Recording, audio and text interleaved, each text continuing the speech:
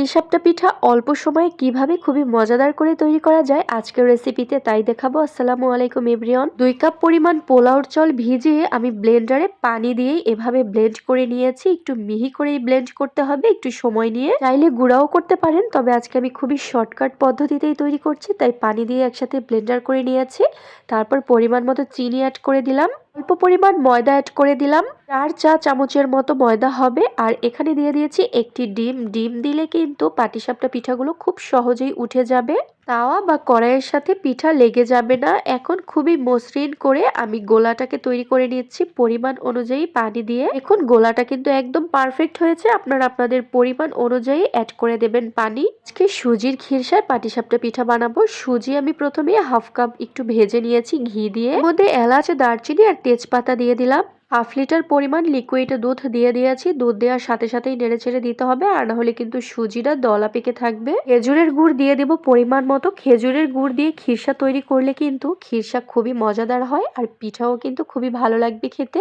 আর শীতের সময় খেজুরের গুড় দিয়ে পিঠা খাওয়ার মজাই কিন্তু আলাদা। তারপরে যদি আপনাদের হাতের কাছে একেবারেই না থাকে, সেক্ষেত্রে চিনি অ্যাড করতে পারেন।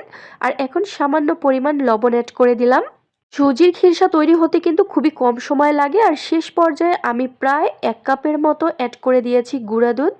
এই গুঁড়া দুধ শেষ পর্যায়ে দেওয়ার কারণে কিন্তু সুজির খিরসাটা আরো বেশি টেস্ট হবে। সুজির খিরসা বানানো যেমন সহজ আর খুবই অল্প সময়ে হয়ে যায়, 4 থেকে 5 মিনিটের মধ্যেই সুজির এই খিরসা তৈরি হয়ে গেছে। গুঁড়া দুধ মেশানোর সাথে সাথেই খিরসা নামিয়ে নিলাম। পাটিসাপটার গোলাটা আমি আগে গুলিয়ে রেখেছিলাম, তো বানানোর আগ মুহূর্তে আমি কিছুটা গুঁড়া দুধ অ্যাড করে দিচ্ছি। এখানে 4 টেবিল চামচের মতো গুঁড়া দুধ হবে। পাটিসাপটা পিঠার গোলার মধ্যে গুঁড়া দুধ দিয়ে দিলে কিন্তু পিঠার স্বাদ আরো বেড়ে যাবে। এখন পিঠা বানানোর আগে যে তাওয়ায় পিঠা বানাবো, সেই তাওয়ার উপরে সামান্য পরিমাণ তেল ব্রাশ করে নিলাম। 1 চামচ পরিমাণ গোলা দিয়ে আমি এভাবে চামচের ব্যাক সাইড দিয়ে ছড়িয়ে দিলাম। চাইলে কিন্তু কড়াইয়ের হাতল ধরেও ছড়িয়ে দিতে পারেন। আর এখানে আমি প্রায় 1 চামচ থেকে বেশি পরিমাণ খিরসা অ্যাড করে দিলাম। এখন আমি পাটিসাপটার ভাঁজটা করে দিলাম।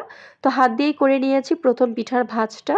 দ্বিতীয় পাটিসাপটা তৈরি করছি। প্রথম পাটিসাপটা কিন্তু মাশাআল্লাহ একদম পারফেক্ট হয়েছে। তো এখন দ্বিতীয়টা তৈরি করছি। দেখুন, ডিম দেওয়ার কারণে কিন্তু খুবই সহজেই তুলে নেওয়া যাচ্ছে। পিঠাগুলো কিন্তু একদম লেগে আসছে না। কড়াইতে দেওয়ার সাথে সাথেই কিন্তু পিঠাগুলো হয়ে যাচ্ছে, আর খুব সহজেই তুলে নেওয়া যাচ্ছে। সবগুলো পাটিসাপটা পিঠাই কিন্তু আমি খুব সহজেই তৈরি করে নিতে পেরেছি। পাটিসাপটা পিঠার গোলা পারফেক্ট হওয়ার কারণে, আর গোলা পারফেক্ট হলে কিন্তু পিঠা বানানো খুব সহজ হয়ে যায়। আমি যেভাবে পাটিসাপটার গোলাটা তৈরি করে দেখিয়েছি আর পিঠাগুলো তৈরি করেছি, এভাবে যদি পিঠাগুলো আপনারাও তৈরি করেন, তাহলে আপনাদের পিঠাও পারফেক্ট হবে আর হবে স্বাদের সেরা। একবার বানিয়ে দেখুন, সবাই পছন্দ করবে। আল্লাহ হাফেজ।